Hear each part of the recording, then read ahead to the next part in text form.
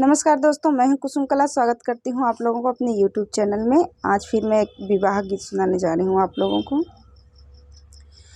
हमारे पूनम बिटिया गुड़ुई बहुत खेलई, गुड़ुई बहुत खेलई, गुड़ुई खेलता खेलता भैया के से जरिया गाई सोई, ई रानी का सुहाग।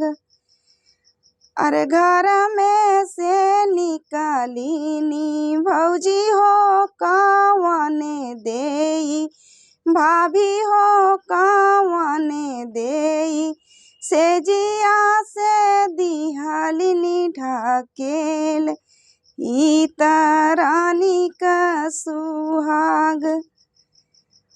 अरे बाहरा से आए नी भैया हो पावन सिंह, भैया हो पावन सिंह, झारी पोछी लिहलनी उठाई, ई रानी का सुहाग।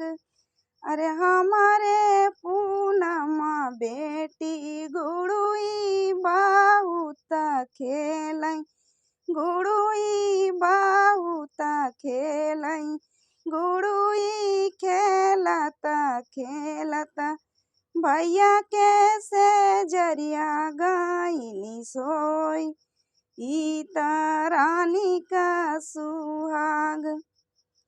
अरे घर में से निकाली नी भाभी हो कावने देई, भाभी हो कावने देई, से जिया से दिहालिनी ढकेली, ई रानी का सुहाग।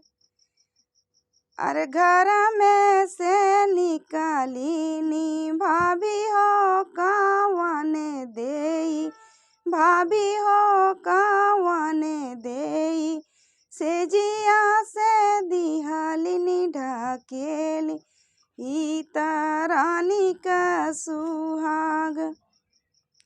अरे बाहर से आए नी भैया हो परतिक सिंह, भैया हो परतिक सिंह, झारी पोछी लिहलनी उठाई, ई रानी का सुहाग।